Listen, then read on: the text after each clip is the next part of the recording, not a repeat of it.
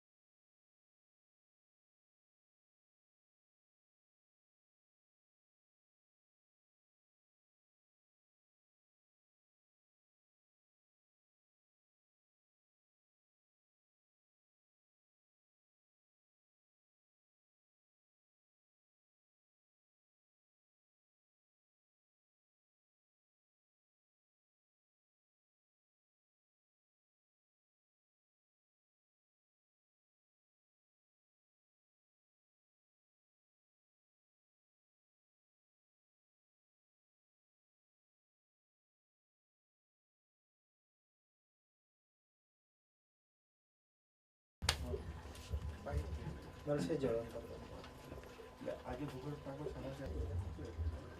Tanker કોઈ નહીં લાવવા આગળ લાવી ભરતા આ બધું પાણી ક્યારે વાપરે? એ લોકોને જ્યારે જરૂર પડે ત્યારે વાપર્યા કરે એ લોકો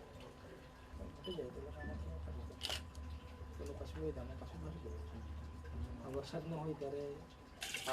મારું નામ બાનાબેન મંગળભાઈ પાડવી, મુકામ પંગારબારી, ફળિયું પટેલ, તાલુકો ધરમપુર, જિલ્લો વલસાડ. અમે ભાઈ બહુ આગળથી તકલીફ કરતા હતા પાણીની. બહુ બીજા ગામે 5-5 કિલોમીટર રાતના દોડતા જાઓ પાણી ભરવા.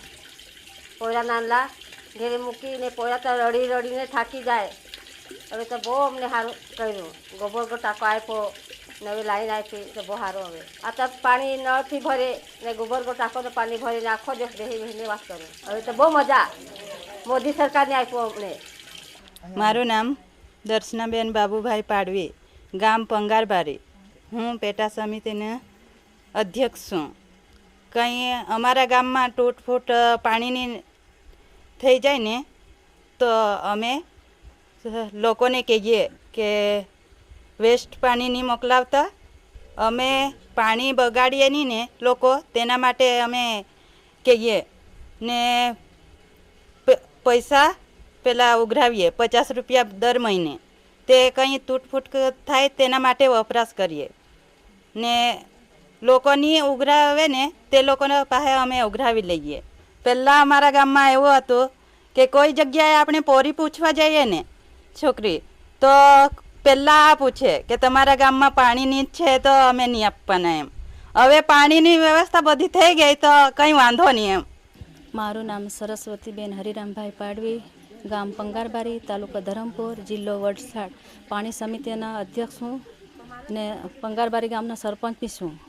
અમારે ગામમાં પહેલાં પાણી 2009માં ભૂગર્ભ ટાંકા બનાવ્યા અને અત્યારે આપણે નળ કનેક્શન આવ્યું એટલે અમારા ગામમાં પાણીની એવી તકલીફ નથી.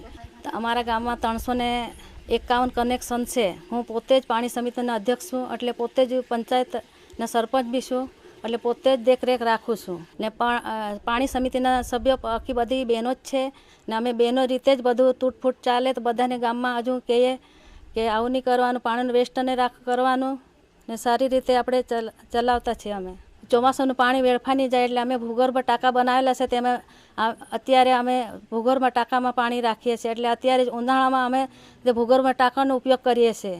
દર મહિને અમે 50 રૂપિયા ઉઘરાવણી કરીએ છીએ. અમે પંચાયતમાં જમા કરીએ છીએ. પછી કોઈ બી ખર્ચ આવે તો તેમાંથી અમે ખર્ચો કરીએ છીએ અને ઓપરેટર રાખ્યો છે અમે ગામમાં તે નિભાવણી કરવા માટે. તેને અમે પગાર પણ આપીએ છીએ ને 50,000